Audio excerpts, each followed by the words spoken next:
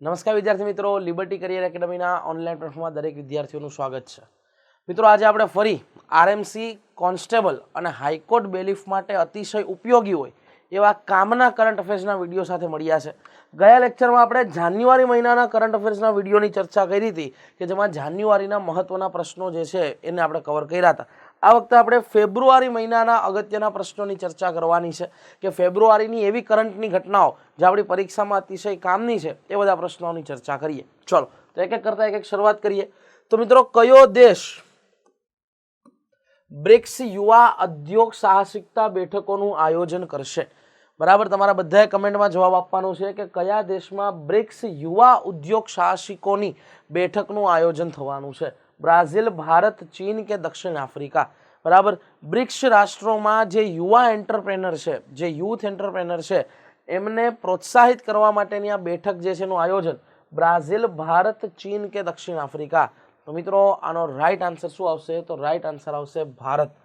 જ્યાં મિત્રો ભારત જે છે એ બ્રિક્સ 2025ની યુવા ઉદ્યોગ સાહસિકોની બેઠકોનું આયોજન કરશે.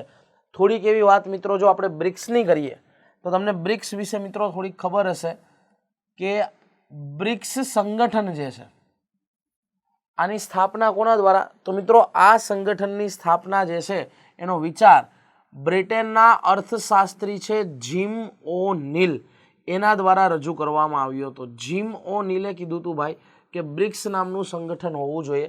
આ બ્રિક્સ જે છે એમણે શું કીધું હતું જીમ ઓ નીલે? તો એમણે એવું કીધું હતું કે બ્રાઝિલ, રશિયા, ભારત અને ચીન, આ ચાર દેશોની અર્થવ્યવસ્થા એટલી મજબૂત છે કે વિશ્વની અર્થવ્યવસ્થાનું સંચાલન કરી શકે છે. બરાબર, અને એટલા માટે જ બરાબર છે આ ચાર દેશો એક સંગઠન રૂપે જોડાવવું જોઈએ. અને પાછળથી બ્રિક્સની પહેલી બેઠક રશિયાના યેકેતરિનબર્ગમાં થઈ. રશિયાના યેકેતરિનબર્ગમાં થઈ, પણ ત્યારે સાઉથ આફ્રિકાને એડ કરવામાં નહોતું આવ્યું. ત્યારે આને માત્ર બ્રિક તરીકે ઓળખવામાં આવતું હતું. કેના તરીકે ભાઈ? બ્રિક તરીકે. પણ પાછળથી 2009માં દક્ષિણ આફ્રિકાને એડ કરવામાં આવ્યું. 2009માં દક્ષિણ આફ્રિકાને ઉમેરવામાં આવ્યું અને 2010ની પહેલી બેઠકમાં એણે ભાગ લીધો. એટલે 2010થી આ સંગઠન શું પડી ગયું ભાઈ? તો કે બ્રિક્સ તરીકે પ્રચલિત થયું, કે જેમાં બ્રાઝિલ, રશિયા, ભારત, ચાઇના અને દક્ષિણ આફ્રિકા હોય. બરાબર. બીજું મિત્રો, હાલમાં જ બ્રિક્સમાં નવા 5 સભ્યો ઉમેરવામાં આવ્યા છે. હાલમાં જ બ્રિક્સમાં નવા કેટલા સભ્યો? તો કે નવા 5 સભ્યો ઉમેરવામાં આવ્યા છે. તો તમારે કમેન્ટ કરીને લખવાનું છે કે આ નવા 5 સભ્યો ક્યાં છે કે જેને હમણાં બ્રિક્સમાં એડ કરવામાં આવ્યા. તો હવે બ્રિક્સની ટોટલ સભ્ય સંખ્યા કેટલી થઈ ગઈ છે? તો હવે બ્રિક્સમાં ટોટલ 10 સભ્યો થઈ ગયા છે. કેટલા સભ્યો થઈ ગયા છે ભાઈ ટોટલ? તો કે 10 સભ્યો થઈ ગયા છે. તો તમારે નીચે લખવાનું છે કે બ્રિક્સમાં જે છે કેટલા સભ્યોને એડ કરવામાં આવ્યા છે. અને યાદ રાખજો, હજી સુધી બ્રિક્સનું કોઈ હેડક્વાર્ટર નથી. એનો મતલબ કે બ્રિક્સને કોઈ પણ પ્રકારનું સંગઠનાત્મક સ્વરૂપ આપવામાં આવ્યું નથી. સંગઠનાત્મક સ્વરૂપ આપવામાં આવ્યું નથી. અને મિત્રો યાદ રાખજો, બ્રિક્સ દેશો જ છે કે જેને મળી અને એક બેંકની શરૂઆત કરી છે. એનું નામ છે ન્યૂ ડેવલપમેન્ટ બેંક. આ પ્રશ્ન પૂછાઈ ગયો છે, ન્યૂ ડેવલપમેન્ટ બેંક એ કયા ઓર્ગેનાઇઝેશનની પહેલ છે? તો બ્રિક્સની પહેલ છે ભાઈ, ન્યૂ ડેવલપમેન્ટ બેંક. રાઈટ. ચલો આગળ વધીએ.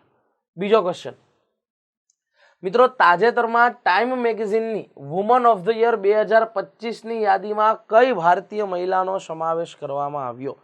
ટાઈમ મેગેઝિનની વુમન ઓફ ધ યર એમાં 13 મહિલાઓની યાદી બહાર પાડવામાં આવી હતી. તેમાંથી ભારતના કોણ છે? પ્રિયંકા ચોપડા, પૂર્ણિમા દેવી બર્મન, રેખા ગુપ્તા કે અવની લેખારા? ચલો જલ્દીથી.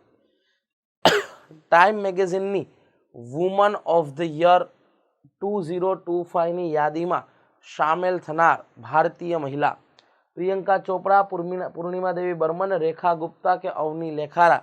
તો મિત્રો આનો રાઈટ આન્સર શું આવશે? પૂર્ણિમા દેવી બર્મન. જ્યાં મિત્રો પૂર્ણિમા દેવી બર્મન એવા મહિલા છે જેને મહિલામાં જે ટાઈમ મેગેઝિનની વુમન ઓફ ધ યર છે, વુમન ઓફ ધ યર એની યાદીમાં સામેલ કરવામાં આવી.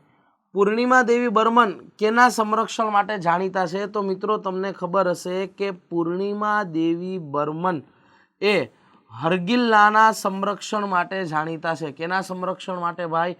હરગિલ્લાના સંરક્ષણ માટે જાણીતા છે.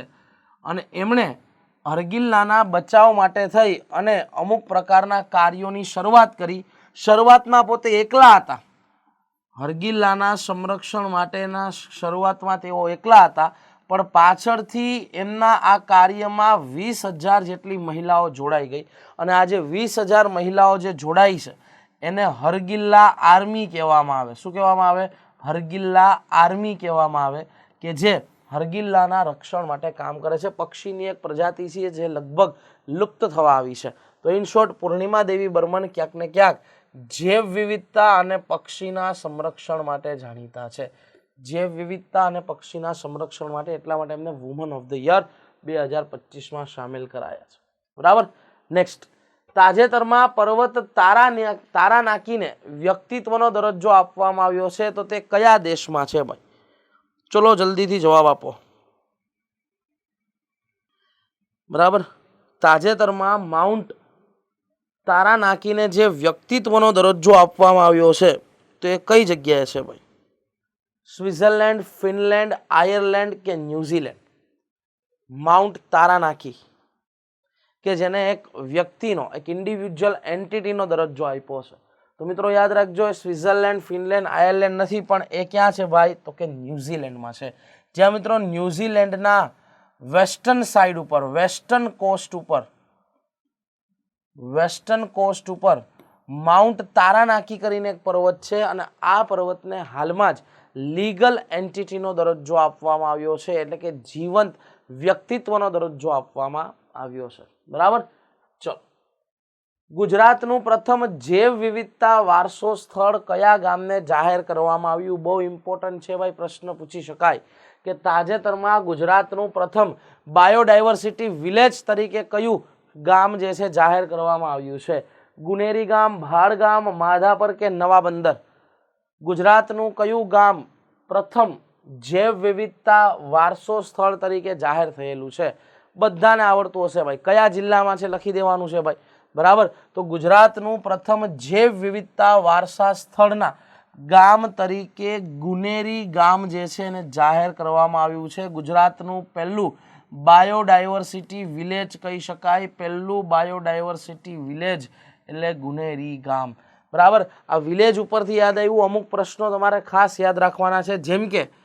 જેમ કે તમને એવું પૂછાય કે સાહિત્યનું શહેર કોને ડિક્લેર કર્યું છે?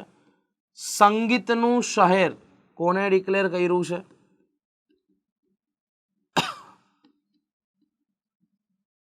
એવી જ રીતના હવે વેટલેન્ડ સિટીનો દરજ્જો કોને મળ્યો છે? વેટલેન્ડ શહેર. બરાબર. એવી જ રીતના ગુજરાતનું જૈવ વિવિધતાનું ગામ, ગુજરાતનું બાયોડાયવર્સિટી જૈવ વિવિધતાનું પ્રથમ ગામ. તો આ બધું તમને યાદ રહેવું જોઈએ ભાઈ. બરાબર. ચલો કમેન્ટ કરીને ફટાફટ લખતા જાજો. કમેન્ટ કરીને લખતા જાજો કે સાહિત્યનું શહેર એટલે કયું શહેર કહેવાય? તો સાહિત્યનું શહેર એટલે કેરળનું કોઝિકોડ. સંગીતનું શહેર એટલે કયું શહેર?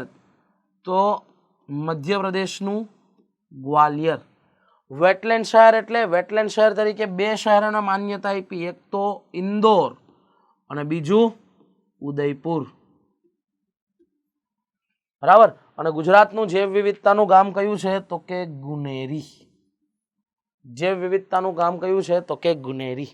બરાબર. ચલો નેક્સ્ટ, 2025માં પ્રથમ રાયસીના મધ્ય પૂર્વ પરિષદનું આયોજન કઈ જગ્યાએ થયું? આબુધાબી, દોહા, દુબઈ કે નવી દિલ્હી? 2025માં પ્રથમ રાયસીના મધ્ય પૂર્વ પરિષદ. ચલો ફટાફટ.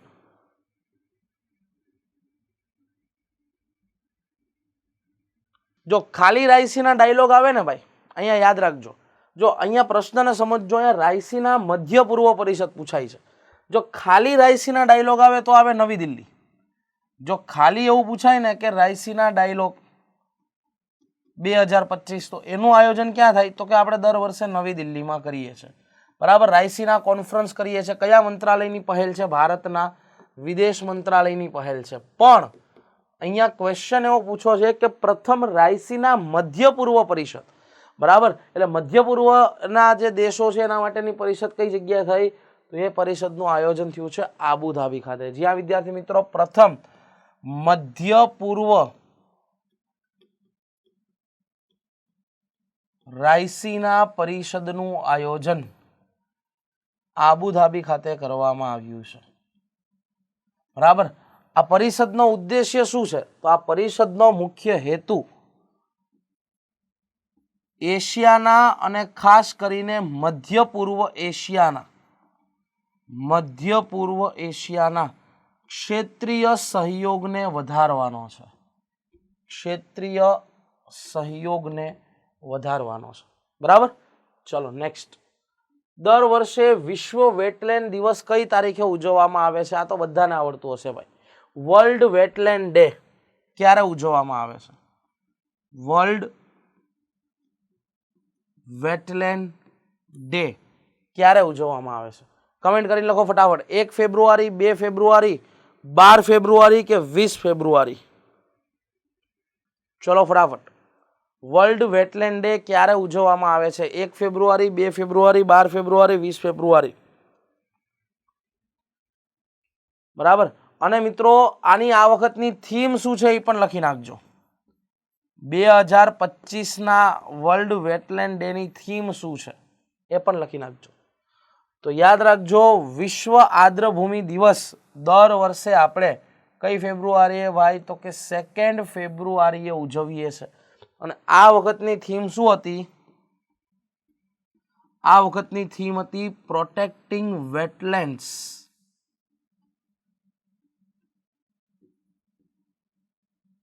ફોર અવર અપકમિંગ ફ્યુચર. બરાબર, એટલે કે આર્દ્રભૂમિઓનું રક્ષણ કરો. શા માટે? તો કે આવનારા ભવિષ્યને. બરાબર છે, ફોર અવર કોમન ફ્યુચર. હા, આવનારા કરતા ફોર અવર અપકમિંગ નહીં, બરાબર, ફોર અવર કોમન ફ્યુચર.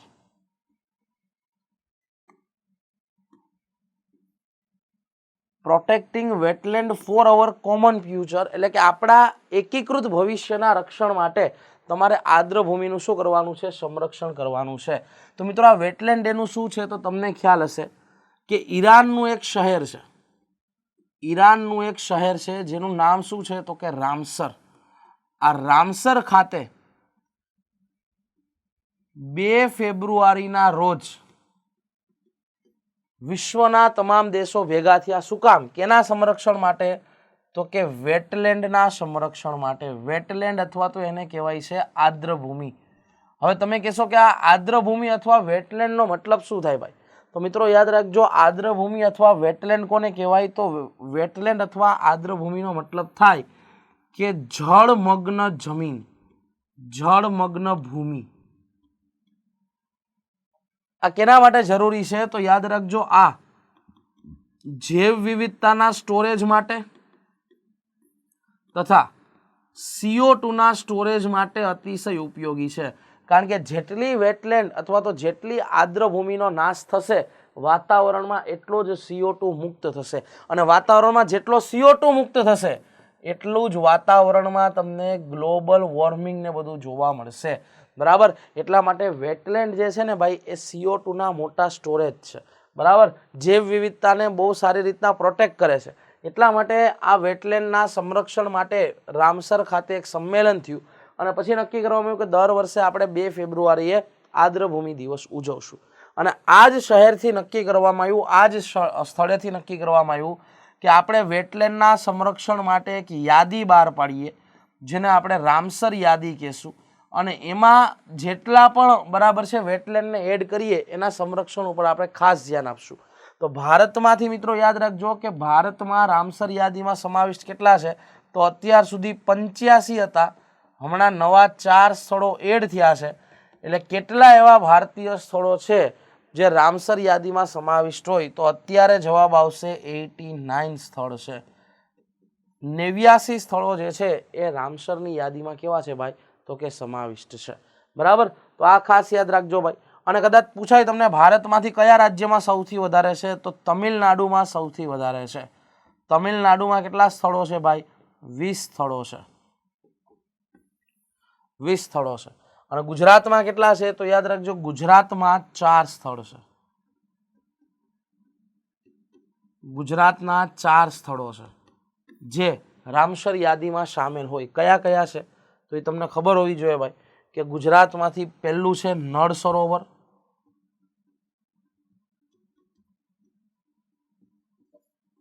બીજું છે ખીજડીયા પક્ષી અભયારણ્ય, ત્રીજું છે થોડ તળાવ અને ચોથું છે વઢવાણા. આ 4 સ્થળો જે છે એ કેમાં સામેલ છે, તો કે રામસરની યાદીમાં સામેલ છે. બરાબર.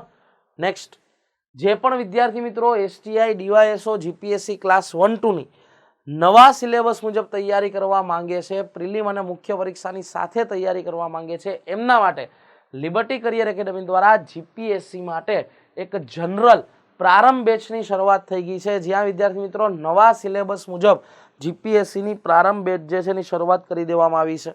માત્ર 6 દિવસ જ બાકી છે, કારણ કે નવી બેચ જે છે એ શરૂ થઈ ચૂકી છે. તો આ 6 દિવસમાં હજી ડિસ્કાઉન્ટ શરૂ છે. તો જે પણ વિદ્યાર્થી મિત્રો આ બેચને ખરીદવા માંગે છે એ જલ્દીથી 50% હાલ ઓફ ચાલી રહ્યા છે, 6 મહિનાની એક્સ્ટ્રા વેલિડિટી છે. તો જલ્દીથી પ્લે સ્ટોર ઉપરથી જઈ અને લિબર્ટી કરિયર એકેડમીની એપ્લિકેશન ડાઉનલોડ કરી લો.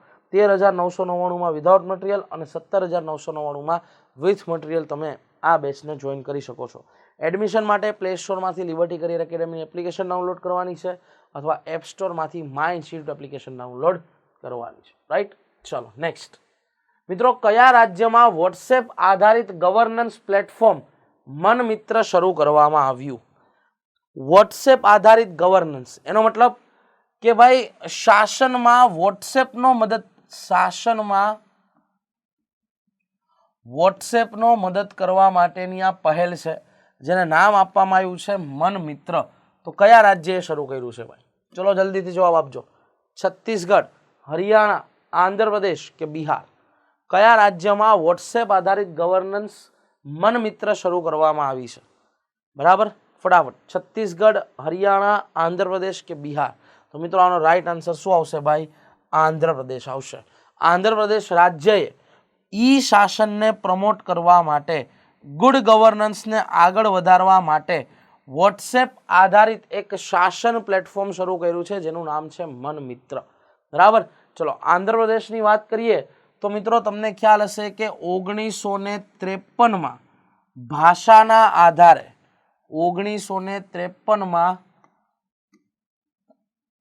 ભાષાના આધારે બનેલું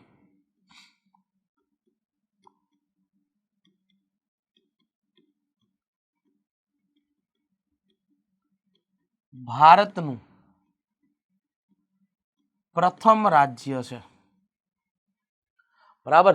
એનું કારણ છે કે તમને ખ્યાલ હશે કે શરૂઆતમાં તમિલ અને તેલુગુ ભાષાના લોકોને એક રાજ્યમાં રાખવામાં આવ્યા હતા, પણ એમાંથી તેલુગુ ભાષી લોકોને અલગ કરવા માટે કોંગ્રેસના જે કાર્યકર હતા પ્રોટીશ્રી રામલ્લુ,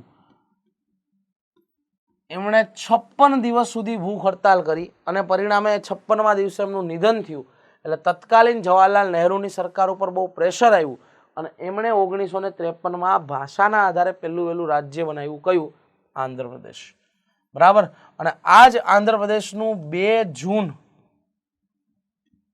2014 ફરીથી વિભાજન થયું અને આંધ્રપ્રદેશમાંથી બીજું એક રાજ્ય અલગ પડ્યું.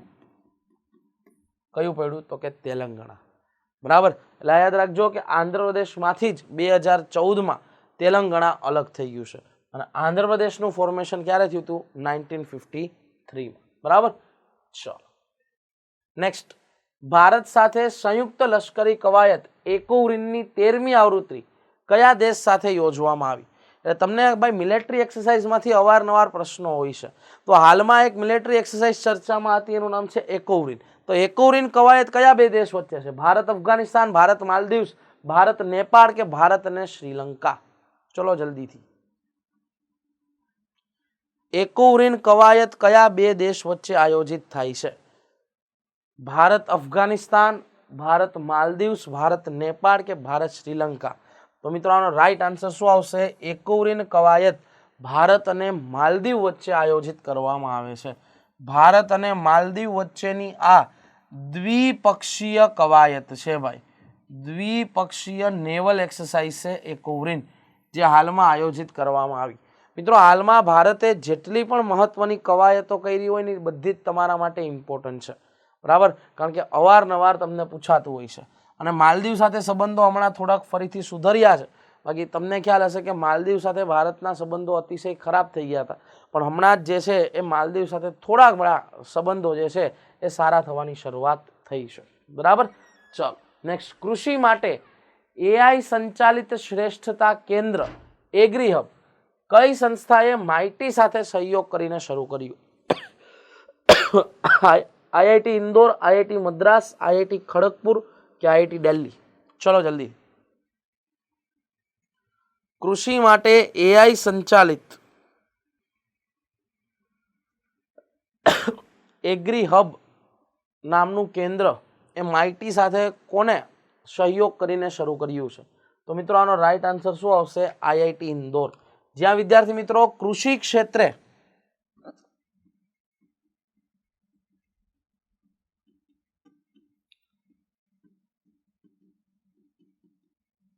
સંશોધનમાં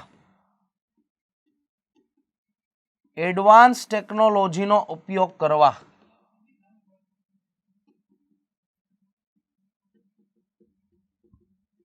એગ્રીહબ નામનું એક સેન્ટર શરૂ કરવામાં આવ્યું છે. આ સેન્ટર માઇટી, બરાબર, માઇટીનું ફૂલ ફોર્મ થાય ministry of information and technology, બરાબર, માઇટી પ્લસ આઈઆઈટી ઇન્દોરે મળીને શરૂ કરેલું છે ભાઈ, બરાબર. એટલે આ પ્રશ્ન પૂછી શકાય છે ભાઈ કે એગ્રી હબ એ કઈ સંસ્થાએ સહયોગ કરીને શરૂ કર્યું છે? હવે કૃષિ ક્ષેત્રમાં વૈજ્ઞાનિક પદ્ધતિ અથવા કૃષિ ક્ષેત્રને આધુનિક બનાવવાની જવાબદારી રાજ્યની રહેશે.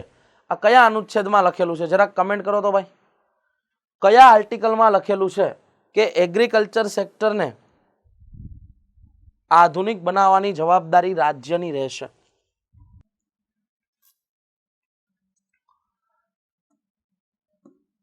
કૃષિ ક્ષેત્રને આધુનિક અને વૈજ્ઞાનિક પદ્ધતિથી કરાવવું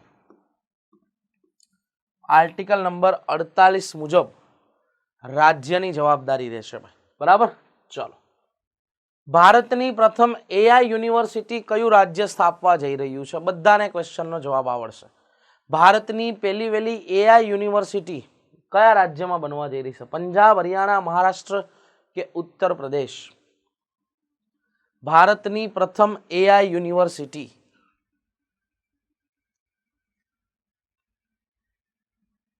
પંજાબ, હરિયાણા, મહારાષ્ટ્ર કે ઉત્તર પ્રદેશ? તો મિત્રો બધાને ખબર હશે ભારતની પહેલી એઆઈ યુનિવર્સિટી મહારાષ્ટ્ર ખાતે બનવા જઈ રહી છે, જ્યાં વિદ્યાર્થી મિત્રો હાલમાં જ મહારાષ્ટ્ર સરકારે પ્રથમ એઆઈ યુનિવર્સિટીનો ડ્રાફ્ટ તૈયાર કરવા માટે એક સમિતિ પણ બનાવી છે, અને એ સમિતિની અધ્યક્ષતા પરાગ જૈનને આપવામાં આવી છે ભાઈ. પરાગ જૈનની અધ્યક્ષતામાં એક સમિતિનું પણ ગઠન કરવામાં આવ્યું છે. તો ભારતની પહેલી વહેલી AI university artificial intelligence university એ મહારાષ્ટ્ર ખાતે બનવા જઈ રહી છે, બરાબર. નેક્સ્ટ, બિમસ્ટેક યુવા સમિટ 2025 કયા શહેરમાં યોજવામાં આવી હતી? બિમસ્ટેક યુવા સમિટ 2025, આ તો બધાને આવડવું જોઈએ. અમદાવાદ, ગાંધીનગર, પુણે કે મુંબઈ? બિમસ્ટેક યુવા સમિટ, બરાબર. આનો મુખ્ય ઉદ્દેશ્ય શું હતો? તો બિમસ્ટેકના જે સભ્ય રાષ્ટ્રો છે, આ સભ્ય રાષ્ટ્રોમાં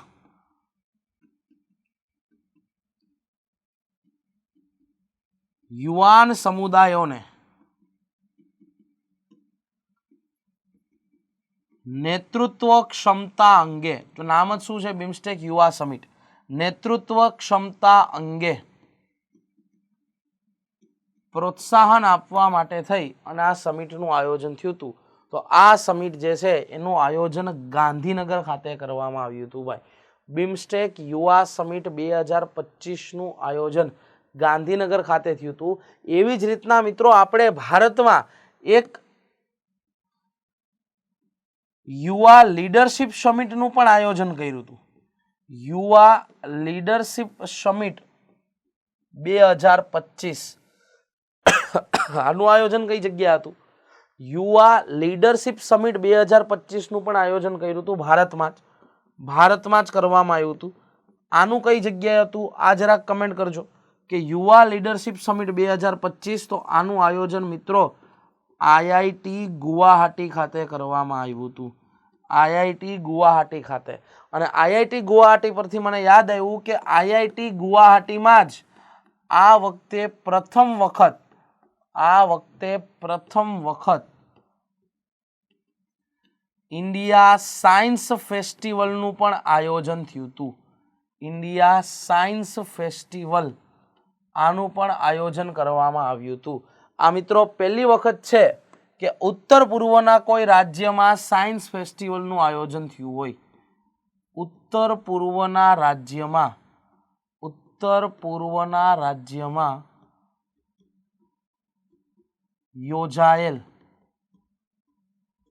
પ્રથમ સાયન્સ ફેસ્ટિવલ છે આ. બરાબર. નેક્સ્ટ, જલ જીવન મિશનને ક્યાં સુધી લંબાવવામાં આવ્યું છે? 2028, 2030, 2047 કે 2075? જલ જીવન મિશન કયા વર્ષ સુધી લંબાવવામાં આવ્યું છે? 2028, 2030, 2047 કે 2075? મિત્રો યાદ રાખજો, જલ જીવન મિશન એ જળ સંરક્ષણ અને જળના તાર્કિક ઉપયોગ અંગે જાગૃતતા ફેલાવવા માટે લોન્ચ કરવામાં આવ્યું હતું ભાઈ. જળ જીવન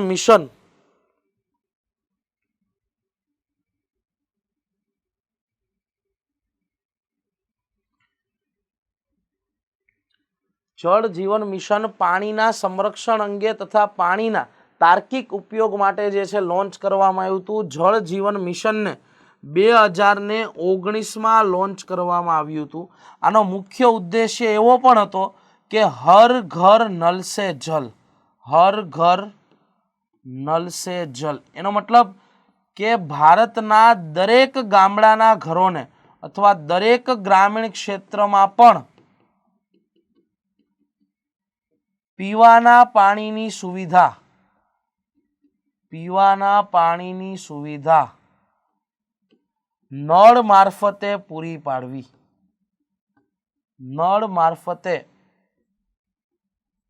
પાડવી. અને હાલમાં જ મિત્રો આ મિશનને ફરીથી ક્યાં સુધી? તો કે 2028 સુધી લંબાવી દીધું છે. કારણ કે ઓલમોસ્ટ ભારતના ઘણા બધા રાજ્યોમાં હવે 100% નળ કવરેજ થઈ ગયું છે. પણ હજી પણ અમુક દૂર દરાજના અંતરિયાળના એરિયા છે કે જ્યાં 100% નળ કવરેજ હજી પ્રાપ્ત થયું નથી. હજી પણ ત્યાં મહિલાઓને ગ્રામીણ ક્ષેત્રમાં તળાવોમાંથી ને એમાંથી પાણી ભરવું પડે છે, કેટલા કિલોમીટર ચાલવું પડે છે. તો આ સમસ્યાના સમાધાન માટે જ આ મિશન જે છે એ કામ કરે છે, જલ જીવન મિશન. બરાબર. અને તમને ખ્યાલ હશે આ જળ શક્તિ મંત્રાલયની અંતર્ગત છે. જળ શક્તિ મંત્રાલય. બરાબર. નીચે કમેન્ટ કરીને લખજો કે જળ શક્તિ મંત્રાલયના અત્યારે મંત્રી કોણ છે, હાલ કોના પાસે આ ખાતું છે. બરાબર. ચાલો, કયા દેશે આઈસીસી અંડર-19 મહિલા T20 વર્લ્ડ કપ 2025 જીત્યો? ભારત, ઓસ્ટ્રેલિયા, દક્ષિણ આફ્રિકા કે પાકિસ્તાન? ચલો ફટાફટ.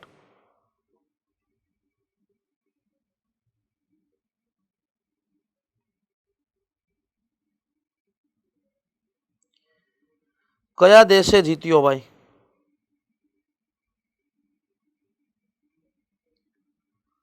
અને કોને હરાવીને એ પણ લખજો ભાઈ.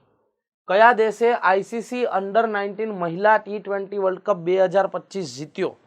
તો જીતવામાં તો ભાઈ ક્રિકેટની વાત આવે એટલે આપણને એક જ દેશ આગળ દેખાય, કયો તો કે આપણો ભારત, બરાબર. તો અંડર-19 T20 વર્લ્ડ કપ જીતનાર કોણ છે તો કે ભારત. અને કોને હરાવ્યું છે તો કે દક્ષિણ આફ્રિકાને. મિત્રો યાદ રાખજો, દક્ષિણ આફ્રિકાને હરાવી અને જે છે આપણે આ વર્લ્ડ કપ જીતેલો છે. આ વર્લ્ડ કપનું આયોજન કઈ જગ્યાએ થયું હતું જરાક કમેન્ટ કરીને કરજો.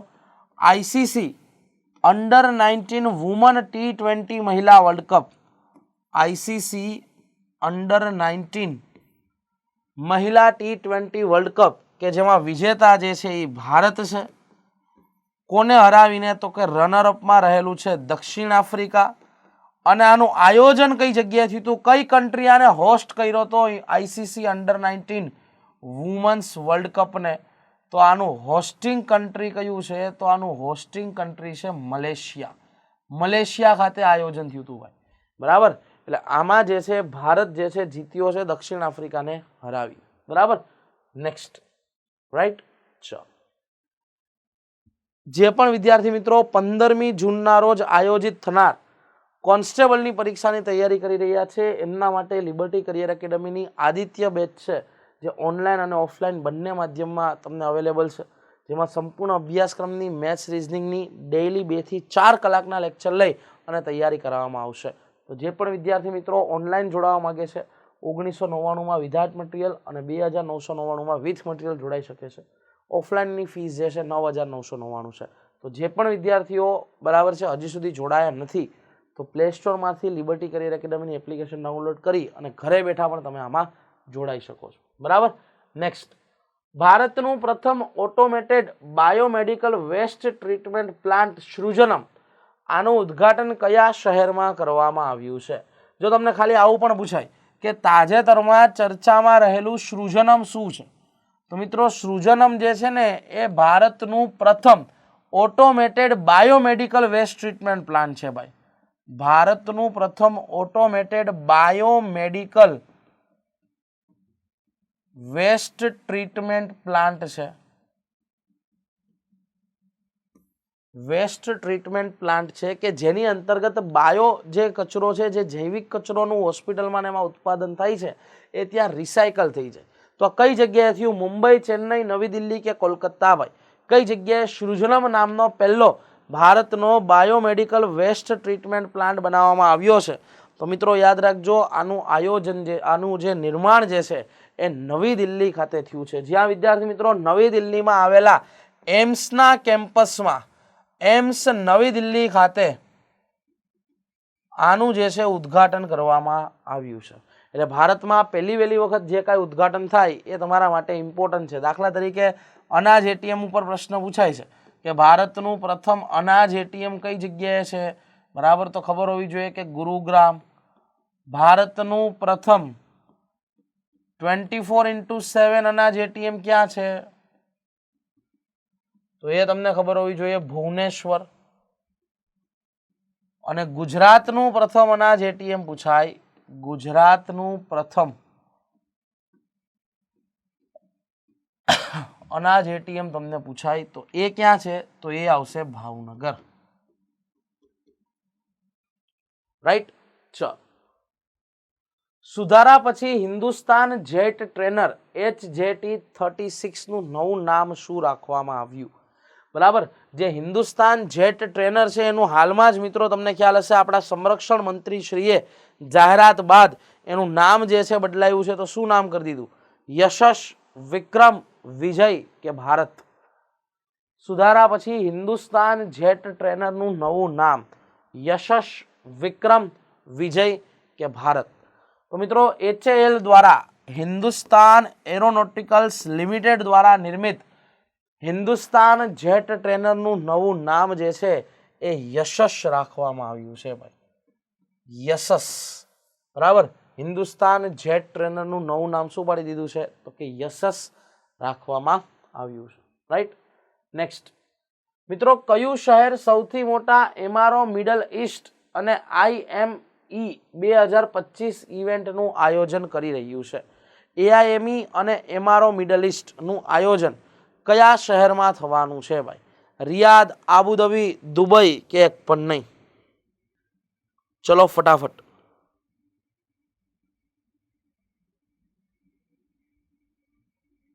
જલ્દીથી સૌથી મોટું એમઆરઓ મિડલ ઇસ્ટ અને એઆઈએમ બરાબર છે 2025નું ઇવેન્ટ રિયાદ, આબુધાબી, દુબઈ કે પણ નહીં? તો મિત્રો આનો રાઈટ આન્સર શું આવશે? આ સમિટનું આયોજન દુબઈ ખાતે થઈ રહ્યું છે ભાઈ, બરાબર, દુબઈ ખાતે થઈ રહ્યું છે. પહેલી વખત આ સમિટનું આયોજન દુબઈમાં થવા જઈ રહ્યું છે, બરાબર. નેક્સ્ટ મિત્રો, તાજેતરમાં ગુજરાત સરકાર દ્વારા રાજ્યમાં સમાન નાગરિક સંહિતાની આવશ્યકતાને ચકાસવા અને કાયદાનો ડ્રાફ્ટ તૈયાર કરવા માટે કોના અધ્યક્ષતા હેઠળ એક સમિતિ રચી છે? રંજના દેસાઈ, રંજન ગોગોઈ, યમલ વ્યાસ કે બેલા ત્રિવેદી? ચલો ફટાફટ. ગુજરાત સરકાર દ્વારા યુસીસીની આવશ્યકતાને ચકાસવા, બધાને જવાબ આવડતો જશે ભાઈ, બરાબર. યુનિફોર્મ સિવિલ કોડ એટલે આને કહેવાય છે સમાન નાગરિક સંહિતા. સમાન નાગરિક સંહિતા. મિત્રો, બંધારણના ભાગ 4 આર્ટિકલ 44 આનો ઉલ્લેખ છે કે સમાન નાગરિક સંહિતા ભારતમાં પહેલેથી એક રાજ્યમાં લાગુ જ હતી. કઈ જગ્યાએ? તો કે ગોવા. પણ હાલમાં ભારતનું પ્રથમ એવું કયું રાજ્ય છે કે એની વિધાનસભાએ આને કાયદો પસાર કરીને લાગી પડી? તો કે ઉત્તરાખંડ. હવે ઉત્તરાખંડ બાદ હવે બીજું રાજ્ય કોણ બનવા જઈ રહ્યું છે ભાઈ? તો કે ગુજરાત. કારણ કે ગુજરાતે કોની અધ્યક્ષતામાં? તો રંજના દેસાઈની અધ્યક્ષતામાં એક સમિતિ બનાવી છે કે ગુજરાતમાં યુસીસી લાગુ પાડી શકાય કે નહીં. તો ઘણા બધા વિદ્યાર્થીઓને આ ડાઉટ હશે કે યુસીસી કોને કહેવાય, સમાન નાગરિક સંહિતા શું છે? તો જો એક તમને સરળ શબ્દમાં સમજાવું કે યુસીસી નો મતલબ શું છે, તો હાલમાં ભારતમાં અત્યારે ભારતમાં કેવું છે? લગ્ન, તલાક, પિતાની સંપત્તિનું હસ્તાંતરણ, એડોપ્ટેશન એટલે કે દત્તક, આ બધા જ કાયદા ધર્મના આધારે અલગ અલગ છે. ધર્મના આધારે કેવા છે ભાઈ? અલગ અલગ છે. પરંતુ આ બધા જ કાયદાઓને એકીકૃત કરી, આ દરેક કાયદાઓને એકીકૃત કરી એક કોમન સંહિતા બનાવવાનો જે વિચાર છે એને કહેવાય છે યુનિફોર્મ સિવિલ કોડ. એને કહેવાય છે સમાન નાગરિક સંહિતા. કારણ કે અત્યારે હિન્દુ ધર્મના લોકોના લગ્નના કાયદા અલગ છે, હિન્દુ ધર્મ માટે તલાકના કાયદાઓ અલગ છે, જ્યારે મુસ્લિમ ધર્મ માટે અલગ છે, ક્રિશ્ચન ધર્મ માટે અલગ છે. તો આ બધું અલગ અલગ દૂર કરી અને કોમન કાયદો બનાવો, કોમન લો બુક બનાવી, કોમન કોડ બનાવી, એને કહેવાય છે સમાન નાગરિક સંહિતા, બરાબર. તો જે રીતે ભારતમાં ફોજદારી ધારો બધા માટે સેમ છે, એ જ રીતના ભારતમાં હવે સિવિલ મેટર્સ પણ બધા માટે કેવી થઈ જશે? સેમ થઈ જશે. આને કહેવાય છે સમાન નાગરિક સંહિતા, બરાબર. નેક્સ્ટ મિત્રો, તાજેતરમાં વર્લ્ડ મોન્યુમેન્ટ વોચ લિસ્ટ 2025માં ભારત દેશના ગુજરાત રાજ્યના કયા સ્થળને સ્થાન આપવામાં આવ્યું છે? વર્લ્ડ મોન્યુમેન્ટ વોચ લિસ્ટ 2025માં ગુજરાત રાજ્યના કયા સ્થળને સ્થાન આપવામાં આવ્યું છે? હમીરસર તળાવ, ગોપી તળાવ, રાખી ગઢી કે સ્મૃતિ વન? જલ્દીથી જવાબ આપો ભાઈ.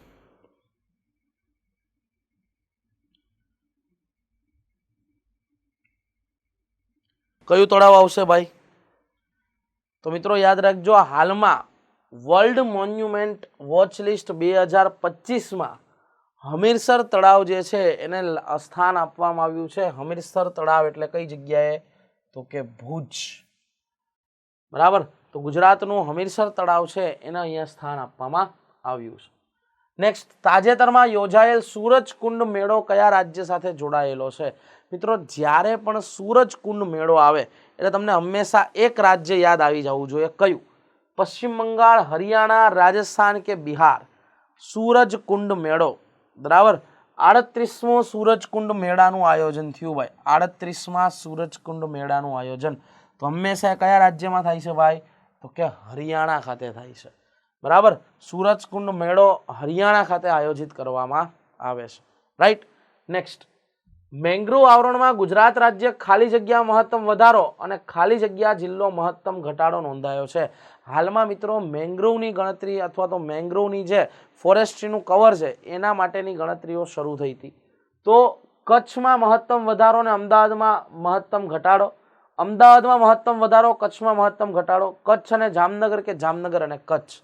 શું આવશે ભાઈ? મેંગ્રુવ. મેંગ્રુવ જે છે ને ભાઈ બહુ કામની વનસ્પતિ છે, કારણ કે એ દરિયા કિનારાની આસપાસ નેચરલ બેરિયર તરીકે કામ કરે છે. દરિયાને આગળ વધતો અટકાવે છે ભાઈ, બરાબર. તોફાન આવતા હોય તો એને અટકાવે છે, પ્રાકૃતિક અવરોધ ઊભો કરે છે. તો આ જેટલા વધારે હોય એ શારીરિક બાબત ગણી શકાય. તો કઈ જગ્યાએ મહત્તમ વધારો? તો કે અમદાવાદમાં મહત્તમ વધારો અને કચ્છ જિલ્લામાં મહત્તમ ઘટાડો નોંધવામાં આવ્યો છે. આપણે જે પશ્ચિમ બંગાળની બાજુ જે મેંગ્રુવના જંગલો છે સુંદરવનની આજુબાજુ, એના કારણે જે છે એ ત્યાં ચક્રવાત ને એ બધાને પ્રાકૃતિક રીતના બેરિયર મળી જતું હોય છે, બરાબર. ચલો નેક્સ્ટ, તાજેતરમાં કયા રાજ્ય દ્વારા મહાભારત વાટિકા અને રામાયણ વાટિકા નામના 2 બગીચાઓની સ્થાપના કરવામાં આવી? આ ભાઈ ઇમ્પોર્ટન્ટ છે. જીપીએસસી ક્લાસ 1-2 માં પણ આ એમસીક્યુ આવી ગયો છે ભાઈ. મહાભારત વાટિકા ઉપરનો એમસીક્યુ જીપીએસસીમાં પણ પૂછાઈ ગયો છે, બરાબર. ચલો, તો મહાભારત વાટિકા અને રામાયણ વાટિકા નામના 2 બગીચાઓની સ્થાપના હિમાચલ પ્રદેશ, ઉત્તરાખંડ, મહારાષ્ટ્ર કે ઉત્તર પ્રદેશ? ચલો ફટાફટ, તો ક્યાં આવશે ભાઈ? તો કે રાઈટ આન્સર આવશે ઉત્તરાખંડમાં મહાભારત વાટિકા અને રામાયણ વાટિકા નામના 2 બગીચાની સ્થાપના કરવામાં આવી, બરાબર. અહીંયા મિત્રો ખાસ યાદ રાખજો કે ઉત્તરાખંડ એટલે કે ઉત્તર પ્રદેશમાંથી અલગ પડેલું રાજ્ય છે, બરાબર. ક્યારે? તો કે 2000માં.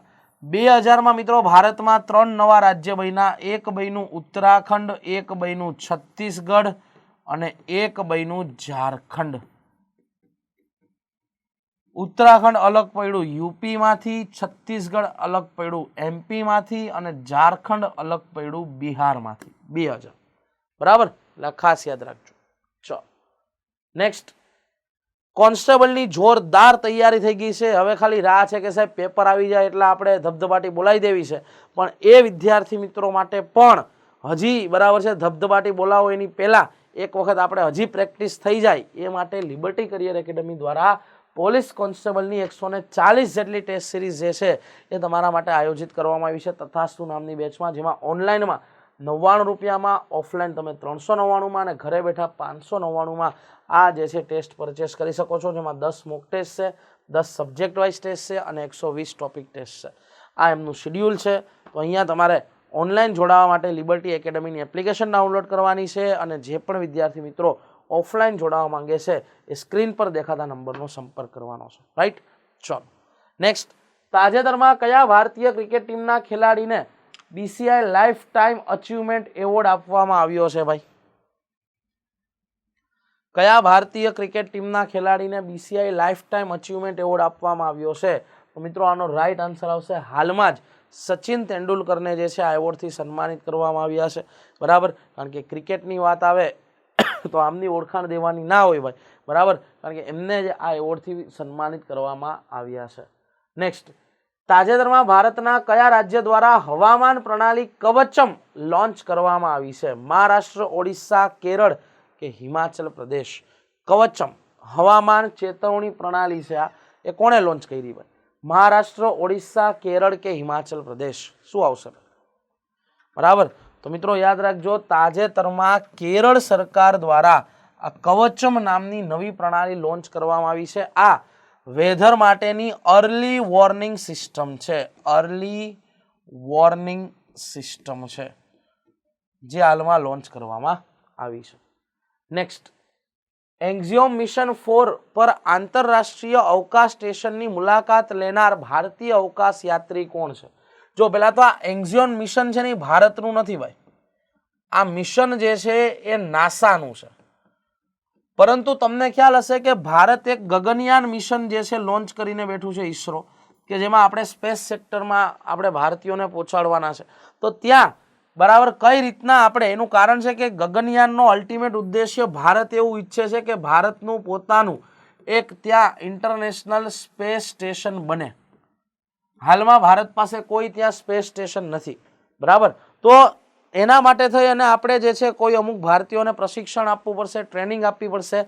તો એન્જિયોમ મિશન 4 પર ભારતના એવા કયા અવકાશ યાત્રી ગયા અને ત્યાં એમણે અવકાશમાં રહી અને ઇન્ટરનેશનલ સ્પેસ સ્ટેશન જે છે એ બનાવવા માટે રિસર્ચ કર્યું, તો એમનું નામ આવશે શુભાંશુ શુક્લ. આ શુભાંશુ શુક્લ પહેલા અવકાશ યાત્રી છે જેણે ઇન્ટરનેશનલ સ્પેસ સ્ટેશન બનાવવા માટેનું ગગનયાન મિશન ઉપરના બરાબર છે પ્રથમ સ્પેસની મુલાકાત લીધી હોય. બરાબર. તાજેતરમાં સમાચારમાં રહેલું પોઈન્ટ નીમો કયા મહાસાગરમાં છે? હિન્દ મહાસાગર, પ્રશાંત મહાસાગર, એટલાન્ટિક મહાસાગર કે આર્કટિક મહાસાગર? પોઈન્ટ નીમો. તો મિત્રો યાદ રાખજો, પોઈન્ટ નીમો જે છે એ પેસિફિક મહાસાગરમાં છે. વિશ્વનો સૌથી બરાબર લાંબો અને વિશ્વમાં સૌથી ઊંડું સ્થળ ધરાવતો મહાસાગર એટલે પેસિફિક મહાસાગર. બરાબર. તમને કોઈ પૂછે કે વિશ્વનું સૌથી ઊંડી ટ્રેન્ચ એ કઈ છે, તો યાદ રાખજો મરિયાના ટ્રેન્ચ છે. મરિયાના ગર્ત કહેવાય હિન્દીમાં, ઇંગ્લિશમાં એને ટ્રેન્ચ કહેવાય, ગુજરાતીમાં આપણે ખાડી કહીએ છીએ.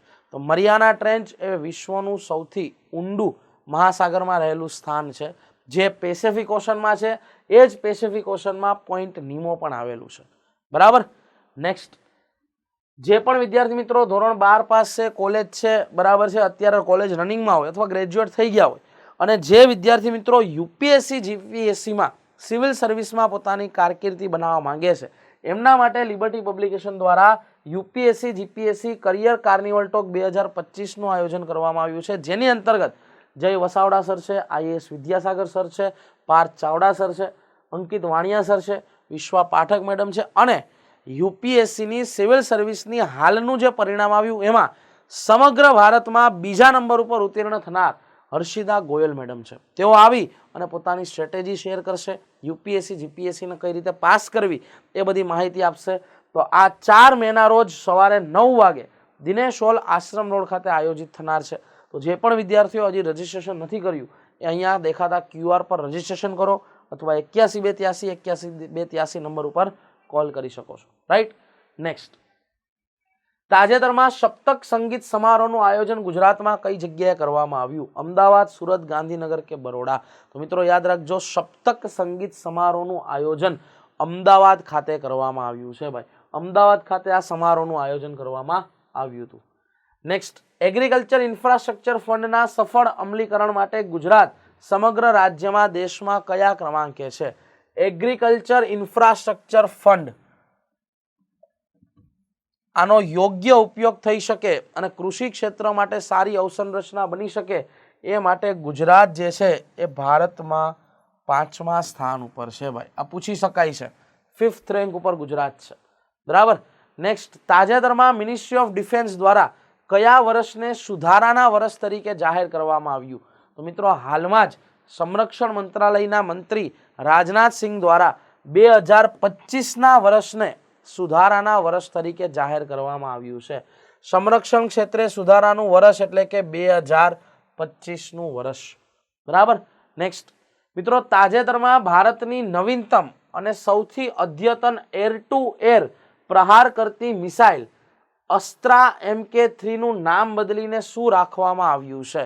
મિત્રો હાલમાં ભારતની સૌથી એડવાન્સ એર ટુ એર બરાબર છે પ્રહાર કરનારી મિસાઇલ અસ્ત્રા માર્ક 3 નું નામ બદલાવી અને શું કરી દેવામાં આવ્યું છે? તો યાદ રાખજો મિત્રો, એનું નવું નામ છે ગાંડીવ.